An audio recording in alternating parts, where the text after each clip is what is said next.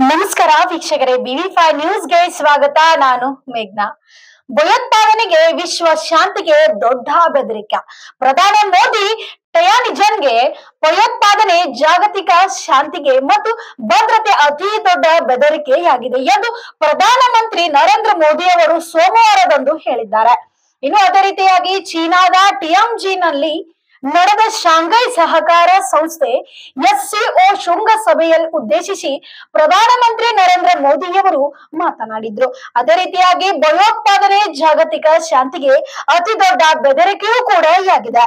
ಭಯೋತ್ಪಾದನೆಯಲ್ಲಿ ದ್ವಿಮುಖ ಹಾಗೂ ಧೋರಣೆ ವಿರುದ್ಧ ನಾವೆಲ್ಲರೂ ಒಗ್ಗಟ್ಟಿನಿಂದ ನಿಲ್ಲಬೇಕು ಎಂದು ಹೇಳಿದ್ದಾರೆ. ಶಾಲಾ ಬಾಲಕಿ ಗರ್ಭಿಣಿ ಬಾಲಕನ ವಿರುದ್ಧ ಪೋಕ್ಸೋ ಕೇಸ್ ದಾಖಲು. ಬಾಗಲಕೋಟೆ ಇಳಕಲ್ ತಾಲೂಕಿನ ಕಂದಗಲ್ ಗ್ರಾಮದಲ್ಲಿ ಮೊರಾರ್ಜಿ ದೇಸಾಯಿ ವಸತಿ ಶಾಲೆಯ 7ನೇ ತರಗತಿ ವಿದ್ಯಾರ್ಥಿನಿ 2 ತಿಂಗಳ ಗರ್ಭಿಣಿಯಾಗಿದ್ದಾರಂತೆ.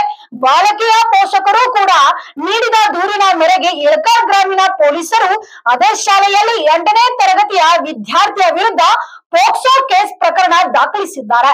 ಇನ್ನು ಶಾಲಾ ಆವರಣದಲ್ಲಿ ಮತ್ತು ಲೋಕಾಪುರ ಬಳಿಯ ಹೊಲದಲ್ಲಿ ಬಾಲಕಿಯೊಂದಿಗೆ ಕೆಲವು ಬಾರಿ ದೈಹಿಕ ಸಂಪರ್ಕ ಹೊಂದಿದ್ದು ಎನ್ನಲಾಗಿದೆ. ಗಡಿ ಭಾಗದಲ್ಲಿ ಸಿಂಪ್ಲಿಸಿಟಿ ಸದರ್ಗಾದಲ್ಲಿ ಗಣೇಶ್ ಮೆರವಣಿಗೆ. ನಿಪ್ಪಾಣಿ ಗಡಿ ಭಾಗದ ಚಿಕ್ಕೋಡಿ ತಾಲೂಕಿನ ಸಿಂಪ್ಲಿಸಿಟಿ ಸದರ್ಗ ಪಟ್ಟಣದಲ್ಲಿ ವಿವಿಧ ಬೆರಗು ನೀಡುವ ಸಾಂಪ್ರದಾಯಿಕ ಗಣೇಶ ಮೂರ್ತಿಗಳನ್ನು ಸಾರ್ವಜನಿಕರು ಗಣೇಶ ಮಂಡಳದ ವತಿಯಿಂದ ಪ್ರತಿಷ್ಠಾಪಿಸಲಾಗಿದೆ. ಇನ್ನು ಸದರ್ಗ ಪಟ್ಟಣದಲ್ಲಿ ಪ್ರತಿಷ್ಠಾಪಿಸಿರುವ ಗೌರಿಶಂಕರ ಮಿತ್ರ ಮಂಡಳ, ಬ್ಲಾಕ್ ಪ್ಯಾಂಥರ್, ಸಂಯುಕ್ತ ಮೋರಿಯಾ, ಡ್ರ್ಯಾಗನ್ ಬಾಯ್ಸ್, ಕ್ರಾಂತಿ ಯುವಕ್ ಮಂಡಳ, ಗೋಲ್ಡನ್ ಗಣೇಶ ಮಿತ್ರ ಮಂಡಳ, ದತ್ತ ಚೌಕ್ ಯುವ ಮಂಡಳ, ಪಾಟೀಲ್ ಗಲ್ಲಿಯಲ್ಲಿ ಗಣೇಶ್ ತರುಣ್ ಮಂಡಳ, ಗಾಂಧಿ ರಸ್ತೆ ಅಷ್ಟ ವಿನಾಯಕ ತರುಣ್ ಮಂಡಳ ಹಾಗೂ ಗ್ಯಾಂಗ್ ಸ್ಟಾರ್ ಗಣೇಶ್ ಮಂಡಳಿಗಳು ಕಣ್ಮನ ಸೆಳೆಯುವ ಗಣೇಶನನ್ನು ಪ್ರತಿಷ್ಠಾಪಿಸಿದ್ದಾರೆ. ಡೈಮಂಡ್ ಪಾರ್ಕ್ ಸಂಪೂರ್ಣ ಕಾನೂನು ಬಾಹಿರವಾಗಿ ನಿರ್ಮಿಸಲಾಗಿದೆ ಎಂದು ಸೋಮಶೇಖರ್ ಚನ್ನಪ್ಪ ಪಟ್ಟಣಶೆಟ್ಟಿ ಅವರು ಆರೋಪಿಸಿದ್ದಾರೆ. ಇನ್ನು ಚಡಚನಪಟ್ಟಣವು ಗ್ರಾಮ ಪಂಚಾಯಿತಿಯಿಂದ ಪಟ್ಟಣ ಪಂಚಾಯಿತಿಗೆ ಮೇಲ್ದರ್ಜೆಗೆ ಸುಮಾರು 9 ವರ್ಷ ಗತಿಸಿವೆ. ಆದರೆ ಗ್ರಾಮ ಪಂಚಾಯಿತಿನಿಂದ ಪಟ್ಟಣ ಪಂಚಾಯಿತಿಗೆ ಮೇಲ್ದರ್ಜೆಗೆ ಏರುವ ಸಮಯದಲ್ಲಿ ಹೊರಡಿಸಿದ ರಾಜ್ಯ ಪತ್ರದಲ್ಲಿ ನಮೂದಿಸಿದ ಸರ್ವೆ ನಂಬರ್ಗಳ ಪೈಕಿ ಸದ್ಯ ನಿರ್ಮಿಸಲಾಗಿರುವ ಡೈಮಂಡ್ ಪಾರ್ಕ್ನ ಸರ್ವೆ ನಂಬರ್ 244/2, 245/1, 245/2, 246 ಈ ಜಮೀನವು ಸಿಟಿ ಸರ್ವೆ ವ್ಯಾಪ್ತಿಯಲ್ಲಿ ಬರುವುದಿಲ್ಲ. ಆದರೂ ಈ ಸರ್ವೆ ನಂಬರ್ಗಳನ್ನು ಭೂ ಪರಿವರ್ತನೆ ಮಾಡಿ ಸುಮಾರು 40 ಎಕರೆ 38 ಗುಂಟೆ ಜಾಗದಲ್ಲಿ ವಿವಿಧ ಅಳತೆಯ 759 ಫ್ಲಾಟ್ಗಳನ್ನು ಪೈಕಿ ಶೇಕಡಾ 40 ಫ್ಲಾಟ್ಗಳ ಉತ್ತಾರಿಯನ್ನು ಪಟ್ಟಣ ಪಂಚಾಯಿತಿಯಿಂದ ಪೂರೈಸಲಾಗಿದೆ ಎಂದು ಆರೋಪಿಸಿದ್ದಾರೆ. ರೈತರ ಸಮಸ್ಯೆಗಳಿಗೆ HD ಕೋಳೇಕರ್ ಸಲಹೆ. ಹೌದು ವೀಕ್ಷಕರೇ, ಬೆಳಗಾವಿ ಜಿಲ್ಲೆಯ ಕೃಷಿ ಇಲಾಖೆಯ ಜಂಟಿ ನಿರ್ದೇಶಕರಾದ HD ಕೋಳೇಕರ್ ಅವರೊಂದಿಗೆ ನಮ್ಮ ನ್ಯೂಸ್ ಸಮೂಹದ ರಾಜ್ಯ ಉಪ ಸಂಪಾದಕರಾದ ಬಸವರಾಜು ಮುಕ್ತವಾಗಿ ಸಂದರ್ಶನ ಮಾಡಿ ಬೆಳಗಾವಿ ಜಿಲ್ಲೆಯ ಕೃಷಿ ಇಲಾಖೆಯ ವ್ಯಾಪ್ತಿಯ ರೈತರ ಸಮಸ್ಯೆಗಳು ಹಾಗೂ ಪರಿಹಾರಗಳು ಮತ್ತು ಗೋಪುರದ ಸಮಸ್ಯೆಗಳ ಬಗ್ಗೆ ಮುಕ್ತವಾಗಿ ಸಂದರ್ಶನ ಮಾಡಿದ್ದಾರೆ. ಒಂದು ರೀತಿ ಕೃಷಿ ಇಲಾಖೆಯ ಪರಿಸ್ಥಿತಿಗಳು ಮತ್ತು ರೈತರುಗಳ ಸಮಸ್ಯೆಗಳು ಮತ್ತು ಅವರು ಯಾವ ರೀತಿ ಪ್ಲ್ಯಾನ್ ಹಾಕೊಂಡಿದ್ದಾರೆ ಒಂದು ರೀತಿ ಸಬಲೀಕರಣಕ್ಕೆ, ಕೃಷಿ ಇಲಾಖೆಯ ಸಬಲೀಕರಣ ಮತ್ತು ರೈತರ ಶ್ರೇಯೋಭಿವೃದ್ಧಿಗೆ. ಸರ್ ನಮಸ್ತೆ. ವಿಶೇಷವಾಗಿ ತಾವು ಪದೋನ್ನತಿ ಹೊಂದಿ ಮತ್ತೆ ಬೆಳಗಾವಿ ಜಿಲ್ಲೆಯ ಒಂದು ರೀತಿ ಜಂಟಿ ನಿರ್ದೇಶಕರದಕ್ಕೆ ತಮಗೆ ಶುಭಾಶಯಗಳು ಸರ್. ಧನ್ಯವಾದ ತಮಗೆ. ಹಾಂ ಸರ್ ಹೇಳಿ ಸರ್, ಈಗ ವಿಶೇಷವಾಗಿ ಮೊದಲು ಇಲ್ಲಿ DD ಆಗಿ ಕೆಲಸ ಮಾಡಿದ್ರಿ, ಮತ್ತೆ ಈಗ JD ಆಗಿ ಕೆಲಸ ಮಾಡ್ತಾ ಇದ್ದೀರಾ. ಒಂದು ರೀತಿ ಪ್ರಸ್ತುತ ಕೃಷಿ ಇಲಾಖೆಯ ವ್ಯಾಪ್ತಿಯಲ್ಲಿ ಬರ್ತಕ್ಕಂಥ ರೈತರುಗಳ ಪರಿಸ್ಥಿತಿ ಯಾವ ರೀತಿ ಇದೆ? ಈ ವರ್ಷ ಸುದೈವಶಾತ್ ಪೂರ್ವ ಮುಂಗಾರಿನ ಮಳೆಗಳು ಮತ್ತು ಮುಂಗಾರು ಮಳೆ ನಮ್ಮ ಜಿಲ್ಲೆ ಒಳಗೆ ಭಾಳ ಚೆನ್ನಾಗಿ ಬಂದಿದ್ದಕ್ಕೆ ಈ ಭೂಮಿಯ ಸಿದ್ಧತೆ ಮಾಡ್ಕೊಳ್ಳಿಕ್ಕೆ ಭಾಳ ಅನುಕೂಲ ಆಯ್ತು ರೈತರಿಗೆ.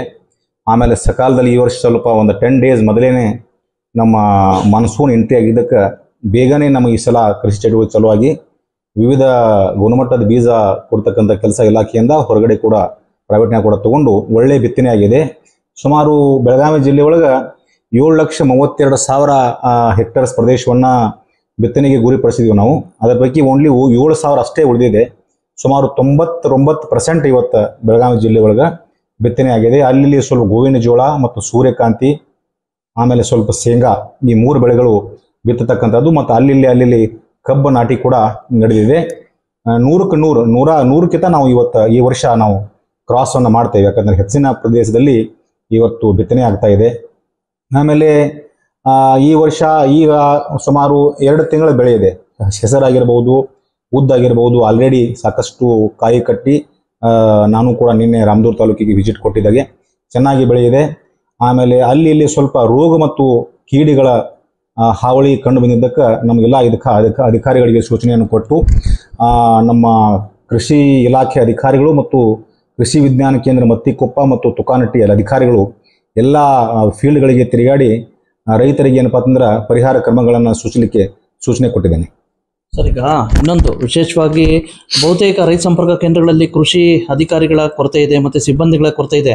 ಇಂಥ ಸಂದರ್ಭದಲ್ಲಿ ಯಾವ ರೀತಿ ಸಾಧ್ಯ ಸರ್, ವಿಶೇಷವಾಗಿ ರೈತರುಗಳಿಗೆ ಸಮರ್ಪಕವಾಗಿ ಇದು ಮಾಡಲಿಕ್ಕೆ?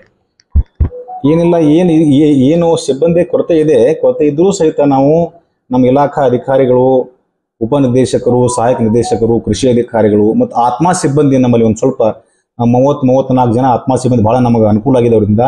ಆಮೇಲೆ 23 ರೈತ ಸಂಪರ್ಕ ಕೇಂದ್ರ ವ್ಯಾಪ್ತಿಯೊಳಗೆ ನಾವು ಕೃಷಿ ಸಂಜೀವನಿ ಗಾಡಿ ಅದಾವ ನಮ್ಮ, ಅದರಲ್ಲಿ ಒಬ್ಬರು ತಾಂತ್ರಿಕ ಅಧಿಕಾರಿ ಇರ್ತಕ್ಕಂಥ ಸಿಬ್ಬಂದಿ ಇರ್ಬೋದು, ಆಮೇಲೆ PR ಆಗಿರ್ಬೋದು, ಆಮೇಲೆ ಕೆಲವೊಂದು ಕಡೆ ನಾವು ನಮ್ಮ ನಿವೃತ್ತ ಆಗಿರ್ತಕ್ಕಂಥ ಅಧಿಕಾರಿಗಳು ಕೂಡ ಸಹಾಯ ತಗೊಂಡು ಒಟ್ಟಿನಲ್ಲಿ ಏನಪ್ಪಾ ಅಂತಂದ್ರೆ ಹೆಚ್ಚಾನೆಚ್ಚ ರೈತರಿಗೆ ಮುಟ್ಟಬೇಕು, ಇಲಾಖೆಯ ಒಂದು ಸವಲತ್ತುಗಳನ್ನು ರೈತರ ಮನೆ ಬಾಗಿಲಿಗೆ ಮುಟ್ಟತಕ್ಕಂಥ ಪ್ರಾಮಾಣಿಕ ಪ್ರಯತ್ನವನ್ನು ಮಾಡ್ತಾ ಇರ್ತಕ್ಕಂಥ ಸಿಬ್ಬಂದಿ ಒಳಗಡೆ ನಾವು ಹೆಚ್ಚಾನೆಚ್ಚ ಎಲ್ಲ ಕಾರ್ಯಕ್ರಮಗಳು ಭಾಳ ನೀಟಾಗಿ ಅನುಷ್ಠಾನ ಮಾಡ್ತಾ ಇದ್ದೀವಿ.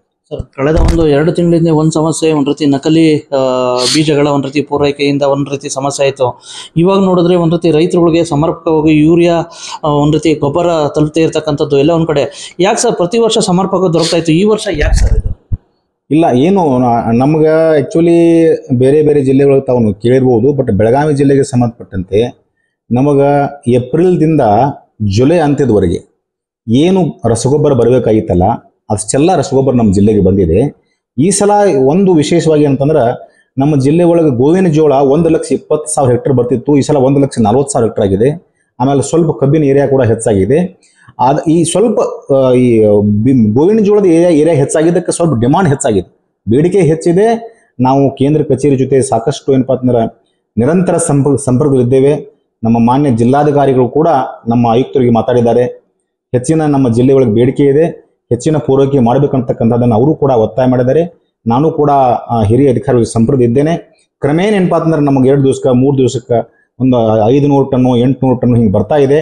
ಆ ಬರ್ತಕ್ಕಂಥ ಗೊಬ್ಬರವನ್ನೇ ನಾವು ಯಾವ ರೀತಿ ಸಮರ್ಪಕವಾಗಿ ಎಲ್ಲಿ ಕೊರತೆ ಇದೆ, ಎಲ್ಲಿ ಬೇಡಿಕೆ ಬರ್ತಾ ಇದೆ ಆ ಭಾಗದಲ್ಲಿ ನಾನು ಡಿಸ್ಟ್ರಿಬ್ಯೂಟ್ ಮಾಡಲಿಕ್ಕೆ ನಾನು ಪ್ರಾಮಾಣಿಕ ಪ್ರಯತ್ನ ಮಾಡ್ತಾ ಇದ್ದೇನೆ. ಯಾವುದೇ ಸದ್ಯಕ್ಕಂತೂ ಯಾವುದೂ ತೊಂದರೆ ಇಲ್ಲ ನಮ್ಮ ಜಿಲ್ಲೆಯೊಳಗೆ. ಸರ್, ಈಗ ಇನ್ನೊಂದು ಹೊಸ ಒಂದು ರೀತಿ ರೈತ ಸಂಪರ್ಕ ಕೇಂದ್ರಗಳ ಒಂದು ರೀತಿ ಸ್ಥಾಪನೆ ಆಗಬೇಕು, ಒಂದು ರೀತಿ ಪ್ರಾದೇಶಿಕ ರೈತರ ಒಂದು ರೀತಿ ಸಮತೋಲನ ದೃಷ್ಟಿಯಿಂದ ಅಂತ ಹೇಳ್ಬಿಟ್ಟು ಒಂದು ಕಡೆ ಇದೆ. ಯಾವ ಪ್ರಸ್ತಾವನೆ ಬಂದಿದೆ ಸರ್? ಸ್ವಲ್ಪ ಇದು ಈಗ ಸದ್ಯಕ್ಕಂತೂ ಈಗ ಇರತಕ್ಕಂಥ ಪಾಲಿಸಿ ಪ್ರಕಾರ ಒಂದು ಹೋಬಳಿಗೆ ಬಂದು ನಮ್ಮ ಬೆಳಗಾವಿ ಜಿಲ್ಲೆ ಒಳಗೆ 35 ಕಂದಾಯ ಹೋಬಳಿಗಳದಾವ. ಆ ಪ್ರತಿಯೊಂದು ಕಂದಾಯ ಹೋಬಳಿ ಒಳಗೆ ನಾವು ಸ್ವಂತ ಬಿಲ್ಡಿಂಗ್ ಅದಾವ. ರೈತ ಸಂಪರ್ಕ ಕೇಂದ್ರದ ಸಾಕಷ್ಟು ಹುಮ್ಮಸ್ಸಿನಿಂದ ಕೆಲಸ ಮಾಡ್ತಾ ಇದ್ದೀವಿ. ಸ್ವಲ್ಪ ಏನಂದ್ರೆ ಕೆಲವೊಂದು ಹೋಬಳಿಗಳು ದೊಡ್ಡ ಅದಾವ. ಎಸ್ಪೆಷಲಿ ಈಗ ಮೊನ್ನೆ ನನಗೆ ಒಂದು ಬೇಡಿಕೆ ಬಂದಿದೆ, ಇಲ್ಲಿ ಹಿರೇಬಾಗೇವಾಡಿ ಹೋಬಳಿ ಒಳಗೆ ಈ ಕಡೆ ಸಾಮ್ರಾ ಕಡೆ ಭಾಳ ದೂರ, ಹಿರೇಬಾಗೇವಾಡಿಗೆ ಸಾಮ್ರಾಗಿ ಈ ರೀತಿ ಸುತ್ತಾಕಿ ಹೋಗಬೇಕಾಗಿದೆ ಅಂತಕ್ಕಂಥದ್ದು ಬೇಡಿಕೆ ಇದೆ. ಅಲ್ಲಿ ಒಂದು ರೈತ ಸಂಪರ್ಕ ಕೇಂದ್ರ ಮಾಡ್ಬೇಕು ತಿಳ್ಕೊಂಡು, ಬಟ್ ರೈತ ಹೋಬಳಿ ಹೆಚ್ಚಾದ್ರೆ ನಾವು ಮಾಡ್ಬೋದು, ಹೋಬಳಿ ಹೆಚ್ಚಿಗಾದ್ರೆ ನಾವು ರೈತ ಸಂಪರ್ಕ ಕೇಂದ್ರ ಮಾಡಲಿಕ್ಕೆ ಹೋಗ್ಬೋದು. ಬಟ್ ಸದ್ಯಕ್ಕಂತೂ ನಾವು ಬೀಜ ವಿತರಣೆ ಒಳಗೆ ತಾವು ನೋಡಿರ್ಬೋದು, ಬೀಜ ವಿತರಣೆ ಒಳಗೆ 35 ರೈತ ಸಂಪರ್ಕ ಕೇಂದ್ರಗಳು ಮತ್ತು ಇನ್ನುಳಿದ PKPS 180 ಇಡೀ ಬೆಳಗಾವಿ ಜಿಲ್ಲೆ ಒಳಗೆ ಸುಮಾರು 180 ಕೇಂದ್ರದ ಮೂಲಕ ನಾವು ಬೀಜ ವಿತರಣೆ ಮಾಡಿದ್ದೀವಿ. ಬೀಜ ವಿತರಣೆ ಅಂತೂ ಎಲ್ಲ ಕಡೆ ಮಾಡ್ತೀವಿ, ಹಳ್ಳಿಯಾಗ ಹೋಗಿ ಮಾಡ್ತಾ ಇದ್ದೀವಿ. ಬಟ್ ಉಳಿದ ಪರಿಕರಗಳನ್ನ ಔಷಧಿ ಆಗಿರ್ಬೋದು, ಸಲಕರಣೆ ಆಗಿರ್ಬೋದು, ಅವ್ರು ರೈತ ಸಂಪರ್ಕ ಕೇಂದ್ರಕ್ಕೆ ಬರಬೇಕಾಗ್ತದೆ. ಈಗ ಇನ್ನೊಂದು ಕೃಷಿ ಇಲಾಖೆಯ ವಿಶೇಷವಾಗಿ ಕೇಂದ್ರ ಮತ್ತು ರಾಜ್ಯ ಸರ್ಕಾರದ ಒಂದು ವಿಶೇಷ ಪ್ರಯತ್ನ ಏನಪ್ಪ ಅಂತಂದರೆ ಸಾವಯವ ಮತ್ತು ಸಿರಿಧಾನ್ಯಗಳ ಬಗ್ಗೆ ಇದು ಮಾಡ್ತಾ ಇದೆ. ಇಂಥ ಸಂದರ್ಭದಲ್ಲಿ ಈಗ ನೆರೆಯ ಒಂದು ರೀತಿ ಸಹೋದರ ಜಿಲ್ಲೆ ಉತ್ತರ ಕನ್ನಡ ಜಿಲ್ಲೆಯ ಜೋಯಿಡಾ ತಾಲೂಕು ದೇಶದಲ್ಲಿಯೇ ಪ್ರಥಮ ಸಾವಯವ ತಾಲೂಕಾಗಿ ಇದಾಗಿದೆ. ಬೆಳಗಾವಿ ಜಿಲ್ಲೆಯಲ್ಲಿ ಈ ರೀತಿ ಅವೇರ್ನೆಸ್ ಏನಾದ್ರು ಆಗ್ತಾ ಇದೆಯಾ? ಇಲ್ಲ, ಕರೆಕ್ಟ್, ತಾವು ಹೇಳೋದು ಭಾಳ ಸತ್ಯ ಇದೆ. ಈಗ ಯಾವ ರೀತಿ ಜೋಯಿಡಾ ತಾಲೂಕನ್ನು ಸಾವಯವ ತಾಲೂಕು ಅಂತ ಸರ್ಕಾರ ಡಿಕ್ಲೇರ್ ಮಾಡಿದೆಯಲ್ಲ, ಹಾಗಾಗಿ ನಮ್ಮ ಬೆಳಗಾವಿ ಜಿಲ್ಲೆಗಳು ಕೂಡ ಸುಮಾರು 2006ರಿಂದ ಈ ಸಾವಯವ ಕೃಷಿಗೆ ಸರ್ಕಾರಗಳು, ಭಾರತ ಸರ್ಕಾರ, ರಾಜ್ಯ ಸರ್ಕಾರ ಮಹತ್ವ ಕೊಡ್ಕೋತ ಬಂದಿದ್ದೀವಿ. ಸಾವಯವ ಕೃಷಿಕರ ಸಂಘಗಳನ್ನು ಮಾಡಿ ಸುಮಾರು 45 ಸಾವಯವ ಕೃಷಿಕರ ಸಂಘಗಳು ಬೆಳಗಾವಿ ಜಿಲ್ಲೆಗಳು ಆಕ್ಟಿವ್ ಆಗಿದಾವೆ. ಅವೆಲ್ಲ ಸಾವಯವ ಕೃಷಿಕರ ಸಂಘಗಳನ್ನು ಕೂಡಿ ಒಂದು ಪ್ರಾಂತೀಯ ಒಕ್ಕೂಟ ಕೂಡ ಮಾಡ್ಕೊಂಡಿದ್ದೇವೆ. ನಾವು ಕೃಷಿ ಇಲಾಖೆ ವತಿಯಿಂದ ಸಾವಯವ ಕೃಷಿಗೆ ಒತ್ತು ಕೊಡ್ತಾ ಇದ್ದೇವೆ. ಈ ಹಸಿರೆಲೆ ಗೊಬ್ಬರ ಕೊಡ್ತಕ್ಕಂಥದ್ದಾಗಿರ್ಬೋದು, ಸೆಣಬಿನ ಬೀಜ ಕೊಡ್ತಕ್ಕಂಥದ್ದಾಗಿರ್ಬೋದು, ರೈತರಿಗೆ ತರಬೇತಿ ಕೊಡ್ತಕ್ಕಂಥದ್ದಾಗಿರ್ಬೋದು. ಆಮೇಲೆ ಈ ವರ್ಷ ವಿಶೇಷವಾಗಿ ತಾವು ಹೇಳ್ದಂಗೆ ಭಾರತ ಸರ್ಕಾರದವರು ಮತ್ತು ರಾಜ್ಯ ಸರ್ಕಾರದವರು ವಿಶೇಷವಾಗಿ ಬೆಳಗಾವಿ ಜಿಲ್ಲೆ ಒಳಗೆ 6875 ಎಕರೆ ಒಳಗೆ ನೈಸರ್ಗಿಕ ಕೃಷಿ, ನ್ಯಾಚುರಲ್ ಫಾರ್ಮಿಂಗ್ ಕೂಡ ನಾವು ಒತ್ತು ಕೊಡ್ತಾ ಇದ್ದೇವೆ. ಅದಕ್ಕೆ ಈ ಒಂದು ನೈಸರ್ಗಿಕ ಕೃಷಿಗೆ ರೈತರು ಕ್ರಮೇಣ ಏನಪ್ಪಾ ಅಂತಂದ್ರೆ ರಾಸಾಯನಿಕ ಗೊಬ್ಬರಗಳ ಬಳಕೆ ಸ್ವಲ್ಪ ಕಡಿಮೆ ಮಾಡ್ಕೋತ ರಾಸಾಯನಿಕ ಸಾವಯವ ಕೃಷಿಗೆ ಕೂಡ ವಾಲ್ಬೇಕಂತ ತಿಳ್ಕೊಂಡ ನಾವು ಉದ್ದೇಶ ಹಾಕೊಂಡಿದ್ದೇವೆ. ಯಾಕಂತಂದ್ರೆ ಭೂಮಿಯನ್ನು ಉಳಿಸ್ಬೇಕು, ಮಣ್ಣನ್ನು ಉಳಿಸ್ಬೇಕು, ಫಲವತ್ತಾದ ಮಣ್ಣನ್ನು ನಾವು ಮುಂದಿನ ಪೀಳಿಗೆಗೆ ಬಿಟ್ಟು ಹೋಗಬೇಕಾಗಿದೆ. ಅದಕ್ಕೆ ಸಾವಯವ ಕೃಷಿಗೆ ಕೂಡ ನಾವು ಒತ್ತು ಕೊಡ್ತಾ ಇದ್ದೀವಿ. ಈಗ ಕೊನೆ ಪ್ರಶ್ನೆ, ಕೆಲವು ಫರ್ಟಿಲೈಸರ್ಸ್ ಅಂಗಡಿಗಳಲ್ಲಿ ಗೊಬ್ಬರದ ಸ್ಟಾಕ್ ಇದಾವೆ ಅಂತ ಕೇಳಿ ಬರ್ತಾ ಇದೆ ಸರ್. ವಿಶೇಷವಾಗಿ ಇಂಥ ಸಂದರ್ಭದಲ್ಲಿ ಯಾವ ರೀತಿ ಸರ್, ಎಲ್ಲ ಒಂದು ಕಡೆ ಎಲ್ಲ ಸ್ಟಾಕ್ ಇಟ್ಕೊಂಡವ್ರೆ, ರೈತರುಗಳಿಗೆ ಸಮರ್ಪಕವಾಗಿ ಸಿಗ್ತಾ ಇಲ್ಲ, ಏನಾದ್ರು ಅಂಥವೇನಾದ್ರು ಬಂದರೆ ತಾವೇನಾದ್ರು ಕ್ರಮ ಕೈಗೊಳ್ತೀರಾ? ಇಲ್ಲ, ಅಂಥ ಏನು ಸಂದರ್ಭ ಬಂದಿಲ್ಲ. ನಮ್ಮಲ್ಲಿ ಏನಾಗಿದೆ, ಎಷ್ಟೋ ಒಂದು 1591 ಆಕ್ಟಿವ್ ಡೀಲರ್ಸ್ ಅದಾರ ನಮ್ಮಲ್ಲಿ. ಅದರಲ್ಲಿ 1400 ಆಡ್ ಮೊನ್ನೆ ಒಂದು 2-3 ದಿವಸನಾಗನೇ ಎಲ್ಲ ನಮ್ಮ ತಂಡದ ಎಲ್ಲ ಇಲಾಖಾ ಅಧಿಕಾರಿ ತಂಡದ ನಮ್ಮ ಜಿಲ್ಲಾಧಿಕಾರಿಗಳ ಸೂಚನೆ ಮೇರೆಗೆ ಎಲ್ಲ ಕಡೆ ವಿಸಿಟ್ ಮಾಡಿದ್ದೇವೆ. ಎಲ್ಲಿ ಸ್ಟಾಕ್ ಇದೆಯಲ್ಲ ಅವ್ರ ಸ್ಟಾಕ್ ಬೋರ್ಡ್ ಬರೀಬೇಕು, ರೇಟ್ ಬೋರ್ಡ್ ಎಲ್ಲರೂ ಅವ್ರ ಸ್ಟಾಕ್ ಇರಲಿ ಬಿಡಲಿ ಎಲ್ಲ ವಿತರಕರು ಒಂದು ಸ್ಟಾಕ್ ಬೋರ್ಡ್ ಇಡಬೇಕು. ಅದರ ಏನು ಸ್ಟಾಕ್ ಇದೆ, ಯೂರಿಯಾ ಎಷ್ಟಿದೆ, DAP ಎಷ್ಟಿದೆ, ಕಾಂಪ್ಲೆಕ್ಸ್ ಇದೆ ಬರೀಬೇಕು. ಅದರ ರೇಟನ್ನು ಕೂಡ ಬರಲಿಕ್ಕೆ ಸೂಚನೆಯನ್ನು ಕೊಟ್ಟಿದ್ದೇವೆ. ಮತ್ತು ಯಾರು ಇಲಾಖೆಯ ನಿರ್ದೇಶನಗಳನ್ನು ಈ ಒಂದು ಫರ್ಟಿಲೈಸರ್ ಕಂಟ್ರೋಲ್ ಆರ್ಡರ್ ಪಾಲಿಸೋದು ನೋಡ್ರಿ, ಅಂಥವ್ರಿಗೆ ನಾವು ಸುಮಾರು 258 Thanks for watching. Read, discuss and debate with editor Dr. Yan Prashant Rao. Wanted reporters in print, digital and visual media for Bharat Vaibhav Daily Newspaper, BV News 5 Channel and BV Fast Web News from all the talukas of Karnataka, Goa and Maharashtra. If interested, send your resume to 9019229369.